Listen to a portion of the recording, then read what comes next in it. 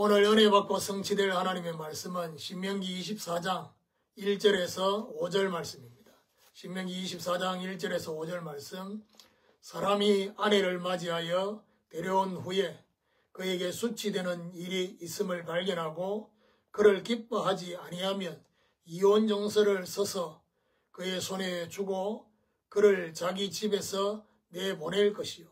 그 여자는 그의 집에서 나가서 다른 사람의 아내가 되려니와 그의 둘째 남편도 그를 미워하여 이혼 정서를 써서 그의 손에 주고 그를 자기 집에서 내보냈거나 또는 그를 아내로 맞이한 둘째 남편이 죽었다 하자. 그 여자는 이미 몸을 더럽혔은즉 그를 내보낸 전 남편이 그를 다시 아내로 맞이하지 말지니 이 일은 여호와 앞에 가정한 것이라. 너는 내 하나님 여호와께서 내게 기업으로 주시는 땅을 범죄하게 하지 말지니라. 사람이 새로이 아내를 맞이하였으면 그를 군대로 내보내지 말 것이요 아무 직무도 그에게 맡기지 말 것이며 그는 1년 동안 한가하게 집에 있으면서 그가 맞이한 아내를 즐겁게 할지니라. 이혼과 재혼이라는 제목으로 말씀을 전가하기로 합니다. 지난 주간에 서원과 나눔이라는 말씀을 받았습니다. 계속되는 십계명의 적용이 나와 있습니다.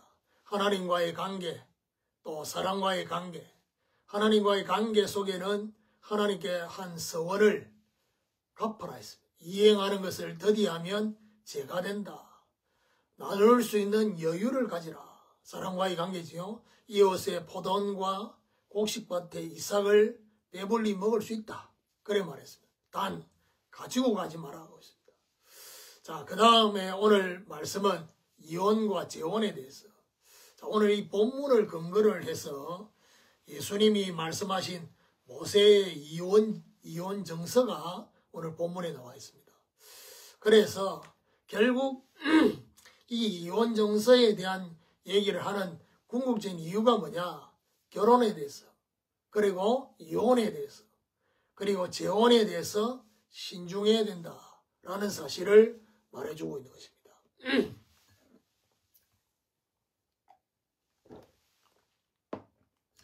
자, 그러면 첫 번째로 이혼하게 되는 사유입니다.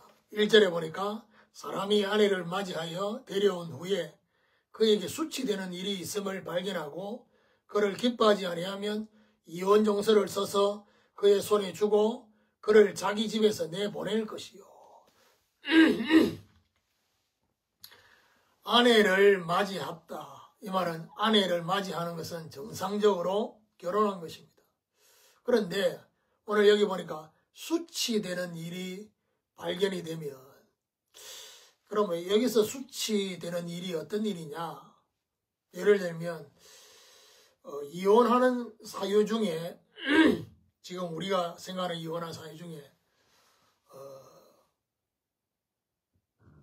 간음한, 바람을 피운 이런 것들이 지금 이 시대에는 이혼하는 그 이유 중에 제일 큰 이유인데, 그때 당시에는 간음한 여자, 간음한 남자는 죽이라고 되어 있습니다.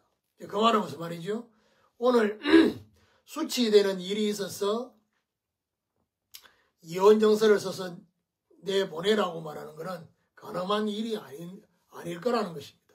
그러면 이거는 결국 뭘 말합니까? 아내의 부족함과 결함, 아내의 육체적 결함을 우리는 추정할 수 있습니다.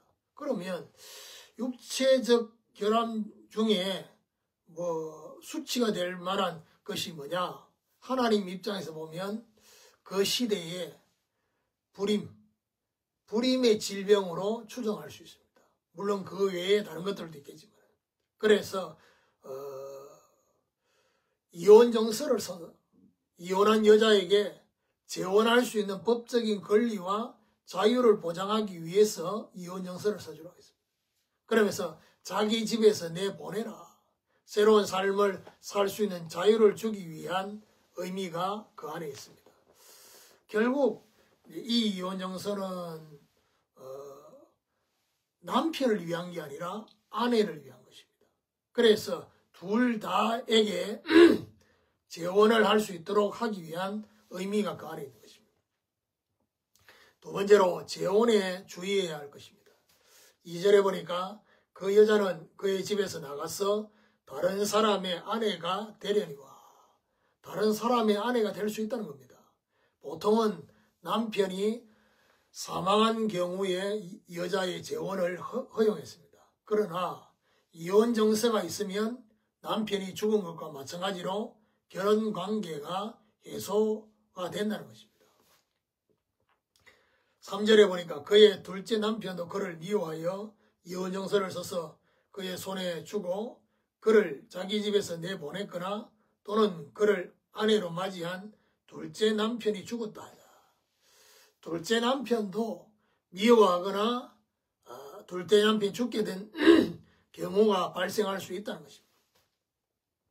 4절에 그 여자는 이미 몸을 더럽혔은 즉 그를 내보낸 전 남편이 그를 다시 아내로 맞이하지 말지니 이 일은 여호와 앞에 가정한 것이라. 너는 내 하나님 여호와께서 내게 기업으로 주시는 땅을 범죄하게 하지 말지니라. 전 남편이 다시 맞이하지 말라고 되어 있습니다. 이혼한 여인과 재결합할 수 없다는 말씀입니다. 이 말 속에는 어떤 의미가 있습니까? 남편이 이혼을 해서 아내를 내보냈습니다. 그럼 이 남편이 또 다른 여자와 재혼을 했는데 이 여자가 만족이 안 되는 것입니다. 그래서 원래 부인을 다시 맞이하려고 하는 이런 경솔한 행위를 하지 말라는 의미가 있습니다. 그래서 우리는 지금 이 시대는 조금 다르지요. 이혼을 했다가 다시 원래 남편, 원래 아내와 다시 재혼하는 경우도 있습니다. 근데 오늘 이 성경에는 그렇게 하지 말라고 되어 있습니다. 여호와 앞에 가정한 것이다. 공동체를 함부로 더럽히지 말라는 것입니다. 그러니까 이 남자한테 재혼했다가 다시 그 여자를 다시 아내로 맞이하지 말라. 어떤 면에서는요, 무분별하게 막 결혼하고 이혼하고 재혼하고 이렇게 하지 말라는 의미가 그 안에 있는 것입니다. 세 번째로 결혼 속에 있는 축복입니다. 5절에 보니까 사람이 새로이 아내를 맞이하였으면 그를 군대로 내보내지 말 것이요 아무 직무도 그에게 맡기지 말 것이며 그는 1년 동안 한가하게 집에 있으면서 그가 맞이한 아내를 즐겁게 할지니라. 새로 이 아내를 맞이하면 쉽게 말하면 신혼이겠죠. 신혼생활에 대한 남자의 예를 든 것입니다. 군대로 내보내지 마라. 병력과 각종 공무를 특별히 면제해 주라는 것입니다.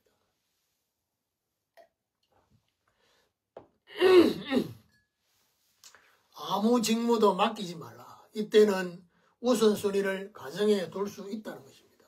1년 동안 온전히 부부 사이의 유대를 강화하기 위해서 아내를 즐겁게 해라, 즐겁게 해주라. 사랑을 누리면서 단순히 아내를 즐겁게 해주는 거기에만 있는 게 아니라 대를 이을 자녀를 출산하도록 하는 시간을 주는 것입니다.